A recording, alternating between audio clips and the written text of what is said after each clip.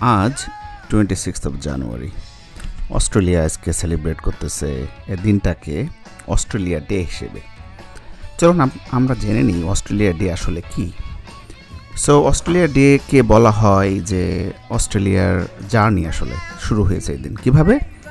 So ব্রিটিশরা 1788 সালে এই দিনে আসলে অস্ট্রেলিয়াতে প্রথম তাদের ফ্লিট বা তাদের বলা যায় যে তারা পদার্পণ করে অস্ট্রেলিয়াতে। সো এটাকে তারা বলে যে এটা অস্ট্রেলিয়ান ডে, বিকজ তারপরে তো তারা দেশটা পেয়ে গেল।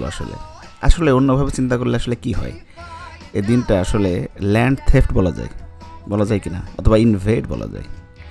অর্থাৎ ব্রিটিশরা এদেশে এসে এদেশে যারা থাকতো ওই সময় যারা অ্যাবরিজিনাল পিপল ছিল তাদেরকে আমরা সরায় দিয়ে ব্রিটিশরা এই দেশটাকে ইনভেড করে, ল্যান্ড থেফট করার পরে এখন আমরা বলতেছি অর সেলিব্রেট করতেছি as a Australian day.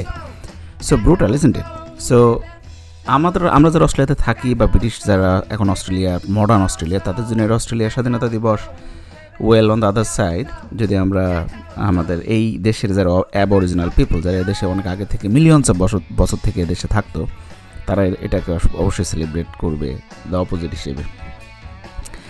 So এখানে আসলে একটা ব্যাপার আছে কীভাবে রেসপেক্টফুলি অস্ট্রেলিয়া ডেকে সেলিব্রেট করা যায়।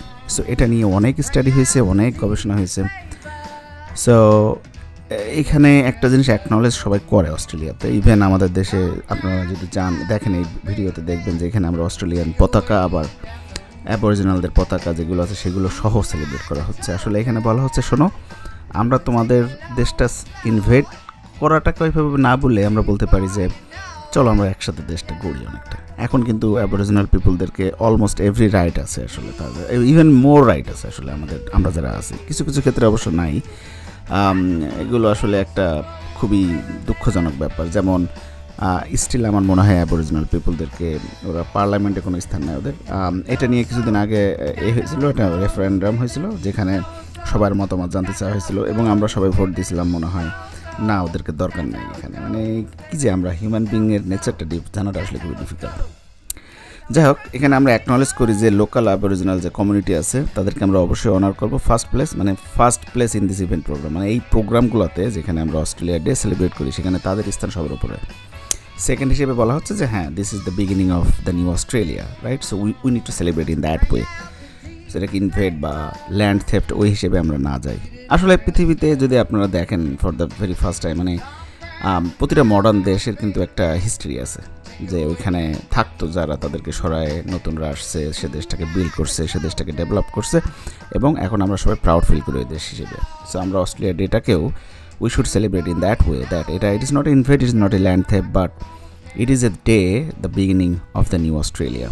সো এখানে আমরা যারা আসতেছি, মাল্টিকালচারাল কান্ট্রি এখন পুরোপুরি অস্ট্রেলিয়া, আপনারা হয়তো সবাই জানেন।